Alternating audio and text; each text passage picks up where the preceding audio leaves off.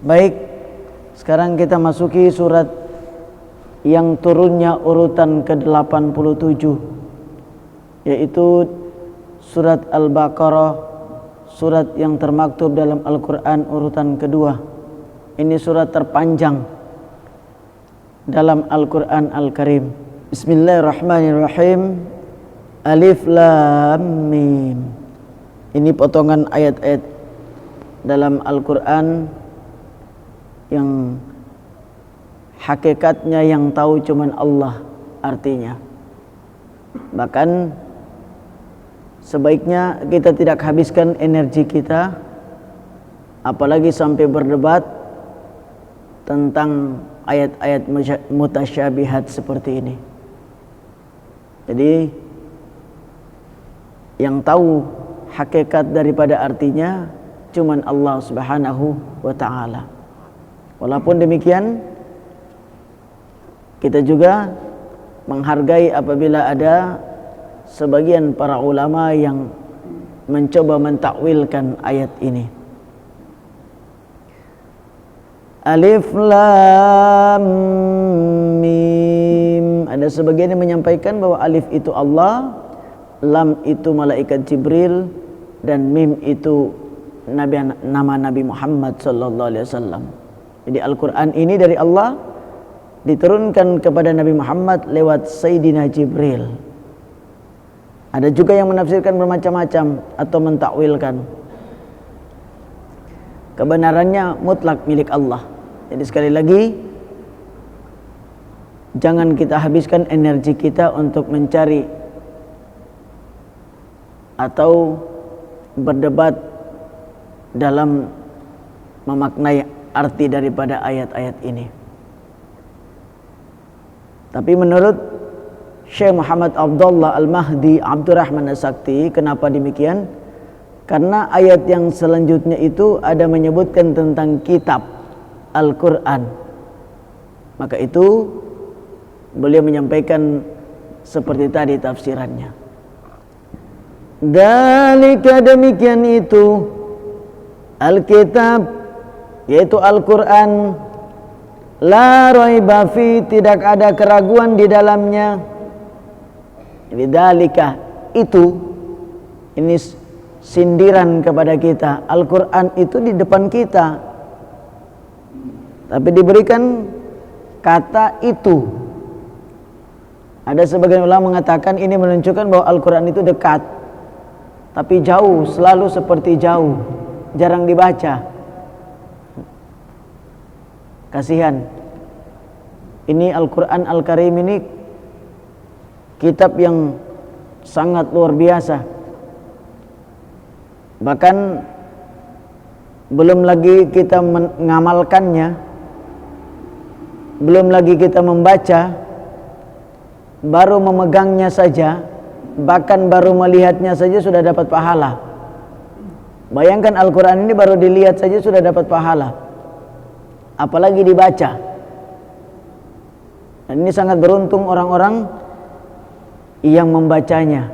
Berawal dari mencintai, insya Allah lama kelamaan Al-Quran ini menjadi warna dan mewarnai kehidupan kita. Apalagi Al-Quran ini hadirin, bukan cuma itu, tapi dia salah satu yang bisa memberikan syafaat kepada orang yang membacanya, yang mencintainya di alam berikutnya. Al-Quran hudal linnas. Dalikal kitab, demikian itu Alkitab Al-Quran Al-Karim, la raiba, tidak ada keraguan, fihi, di dalamnya, isinya ini gak ada keraguan. Jangan pernah merasa bahwa Al-Quran ini adalah sesuatu yang ketinggalan zaman.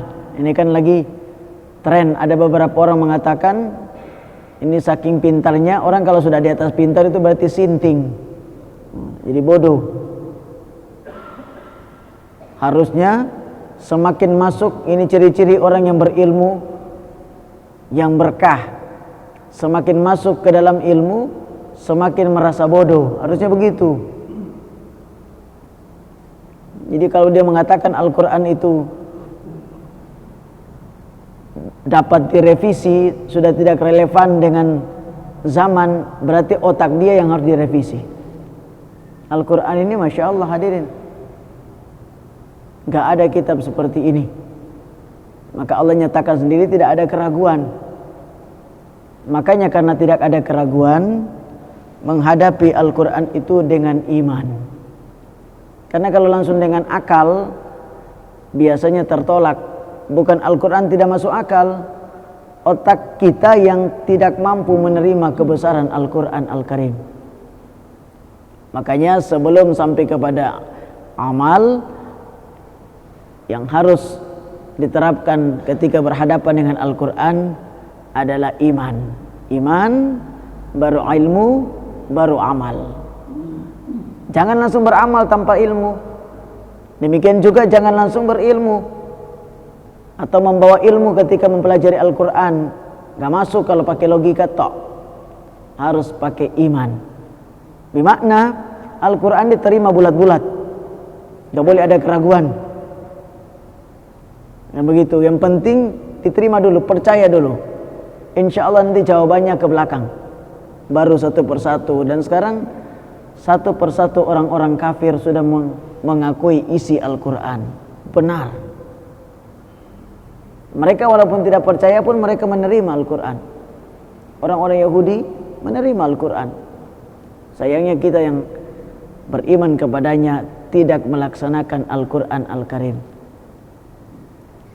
Dalikal kitabu la raiba fi. Demikian Al-Quran yang tidak ada sedikit pun keraguan di dalamnya. Isinya ini adalah sesuatu petunjuk, isinya ini adalah rahmat, isinya ini adalah obat. Semua lengkap Al-Quran Al-Karim ini. Kalau kita kepingin menjadi orang-orang yang sukses di dunia, Al-Quran. Pengen menjadi orang yang sukses di akhirat, Al-Quran. Menjadi pejabat yang sukses, rumah tangga yang sakinah, mawadah, warahmah. Mau jadi apa saja Al-Quran ini, hudal linnas, universal. Bukan untuk orang Islam saja, untuk semua manusia. Allah menciptakan alam raya ini,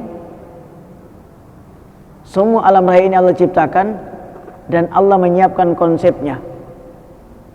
Sebagaimana televisi, umpamanya kita beli TV, pasti ada buku panduan. Untuk mengaktifkan televisi ini dengan benar, maka kita harus memakai buku panduannya. Buku panduan televisi yang mereknya juga harus memang sama. Gak bisa pakai buku panduan lain, umpamanya buku panduannya mobil, motor, gak bisa. Gak bakalan selesai itu dengan sempurna TV. Bagaimana cara hidupkan, matikan, kalau rusak bagaimana perbaikinya, ada buku panduan. Bisa selesai itu, bisa aktif dengan sempurna. Tapi kalau pakai buku panduan lain, pasti nggak bakalan selesai. Walaupun buku itu jauh lebih besar daripada buku panduan televisi. Allah menciptakan alam raya dan isinya, punya buku panduan, punya aturan. Akan begitu. Buku panduan satu-satunya yang masih asli, bahkan bukan saja asli tapi rangkuman lengkap semuanya. Satunya adalah Al-Quran Al-Karim. Artinya supaya dunia ini aman, supaya dunia ini keluar berkahnya dari langit, turun dari bumi keluar, hidupnya akan menjadi selamat, berkah. Ini jawabannya ada dalam Al-Quran. Kan begitu, bukan pakai konsep lain. Hari ini kan kita lagi digiring menjauh dari Al-Quran Al-Karim. Kata kuncinya cuma satu.